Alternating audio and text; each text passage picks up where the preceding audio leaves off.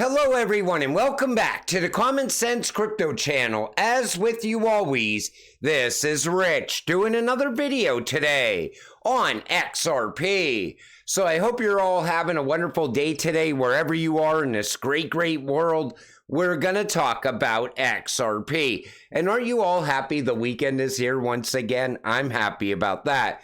This weekend is going to be a little bit busy for me, but I'm going to make sure I bring you daily content, just not a whole bunch of videos is what I'm saying. So we're looking at XRP on the one-day chart, sitting here at 56 cents. And you know, we pulled down by 1 penny, and people right away, look at Ripple dumping on the XRP community once again. We dropped 1 cent. The sky is not falling. And we're pulling down with Bitcoin as well. But now people are expecting a massive run-up for Bitcoin over the coming weeks. If that was to happen, it's going to take XRP and the rest of these altcoins with it. And you know, when people are bitching about XRP on a daily basis, you got to remind yourself, there's people that bought XRP above $1. There's people that most likely bought above $2 and $3 when XRP achieved its last all-time high. And those people are still holding this cryptocurrency. But I don't see those people bitching about it. I see people saying, I bought at 63 cents and now it's sitting here at 55 cents. Are you kidding me? The XRP is so undervalued right now. People do not even realize how undervalued this cryptocurrency actually is.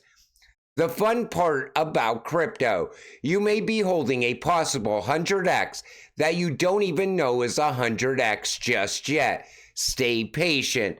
And it's true. There's people out there that have no idea what XRP is going to do in the real world. They bought it because somebody else told them, listen, this is a great investment. Most likely they followed that up with it's going to be the world's bridge currency. But a lot of people don't even understand that. They just bought it just in case because of the what if moments that could happen for XRP. What if it does move $1 quadrillion every single year? What if it does replace Swift in the future? You know, that's what I'm looking forward to. I'm looking forward to Ripple stealing business away from Swift. Beyond that, I'm looking at tokenization. I'm looking at AI. I'm looking at carbon credits. I'm looking at custody. I'm looking at the growth around the XRP ledger. I'm looking for passive income as well along the way. The worst part is previously holding something that you sold, then it goes 100x. Think about that. You sell XRP out of frustration at, let's say, 56 cents. Then all of a sudden, it pulls a massive run up past $10. Picture that happening after you sold, because it's very well possible and it's definitely coming. All you have to do is wait until the Ripple SEC case finally comes to an end. I think the day that happens, XRP is going to skyrocket past $5 so quick, nobody's going to see it coming. And that's going to happen when we all least expect it. Bitcoin and other crypto prices are up, but nobody is really talking about it like they used to. What gives? You know, I don't know. Now we see run-ups for Bitcoin, and we don't even see the Bitcoin maxis cheering Bitcoin on anymore. It's kind of like everybody just sits in silence. And every once in a while, they just come out to FUD on crypto. It happens around Bitcoin as well. People always say, well, I'm not going to buy now. I'm waiting for that major pullback all the way down under 30K. Other people are saying, nope, we're going in the other direction with Bitcoin. It's going to easily set a new all-time high. The same thing happens around XRP. People are still calling for a 20-cent pullback on XRP. Let me tell you something. If that happens, I am going to buy a massive pile of XRP. You know, honestly, I'm going to be honest with all of you. I bought some of my XRP in 2021 when XRP was around $1.05 when it pulled back from $1.92. And you know, I'm not bitching about it. I still think I got a great deal on that XRP I bought then, But I bought XRP long before that. I was buying late 2018, 2019. And every time it dipped, especially when the SEC opened a lawsuit against Ripple and we had that massive pull down, I bought a lot of it then as well. And everybody said to me, what, are you crazy? This case is going to go on for years. But back then, we always thought, well, it's going to be wrapped up within 6 months. It's not going to be that big of a deal. And then XRP is going to skyrocket in price. But here we are still in 2024, and that case is still lingering on. But it's going to come to an end this year, and that's what I'm anticipating. Retail interest is not back yet. We are still early to the next Bitcoin bull cycle. How do I know this? It's because retail Coinbase volume is not even higher than Q2 2022. And it's true. The retail interest isn't back. Now we're getting institutional interest in crypto. And anybody that's still waiting out there on the sidelines, they're going to end up being left behind because they don't realize the FOMO. I'm talking about the institutional FOMO that's going to come into crypto this time around.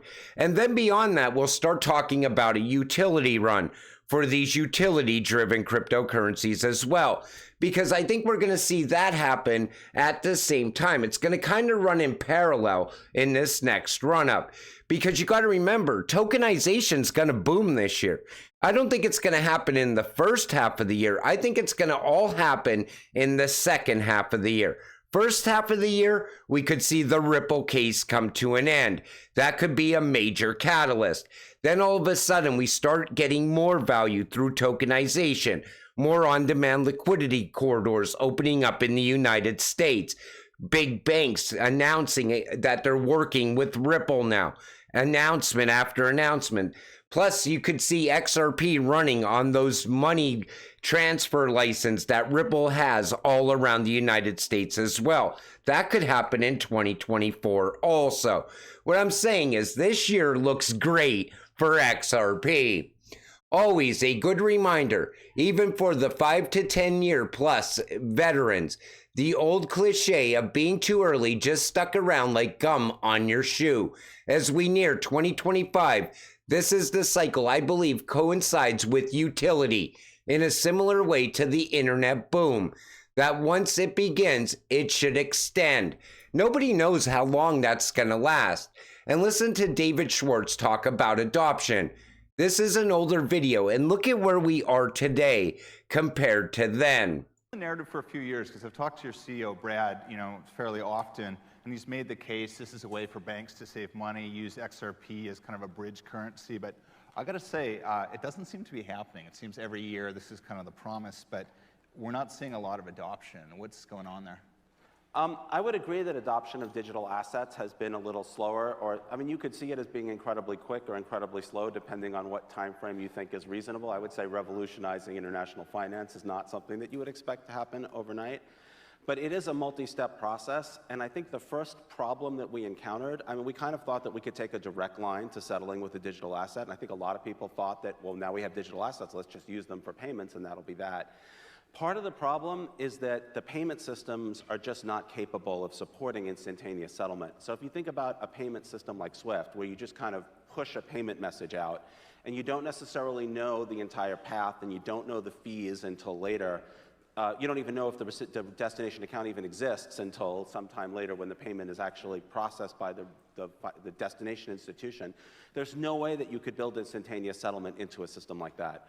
So we kind of found ourselves in this situation where if we wanted institutions to settle their international payments with a digital asset, we first had to rebuild the payment messaging, sort of the plumbing. And we discovered something interesting on the way. What we discovered was that the existing plumbing was so bad, it dates back to batch computing days, that just improving that messaging was a product. That was something that banks and non-bank financial institutions would be interested in. And so we focused on building a top-notch payment network that can settle with a digital asset. So what David's more or less saying there is that instead of going in and just repairing the leaks in the plumbing, we just replaced all the plumbing. And it's true, they need to fix the payments. They need to fix SWIFT. for this to actually work. And that's why I see Ripple working with Swift early on. But I don't know how far that's going to go. Is that going to continue on into the future? Or within a couple years, are we going to see more and more banks pull away from Swift and just utilize RippleNet and XRP? Like most likely we will see with the BRICS, because they're done with Swift. And country after country that joins the BRICS, they're also done with Swift. That's why I said I could see Ripple stealing more than just that 10%. That's what I'm banking on as an XRP holder. I think that could easily get us to 589 at some point. That was always talked about in the XRP community. But today's video, this video was actually more about talking about where we are with crypto, reminding people that, you might be holding the next 100x. In my opinion, you are holding the next 100x easily when you're holding XRP. Because this is happening. You see CBDCs getting ready to go live. They're working with Ripple already.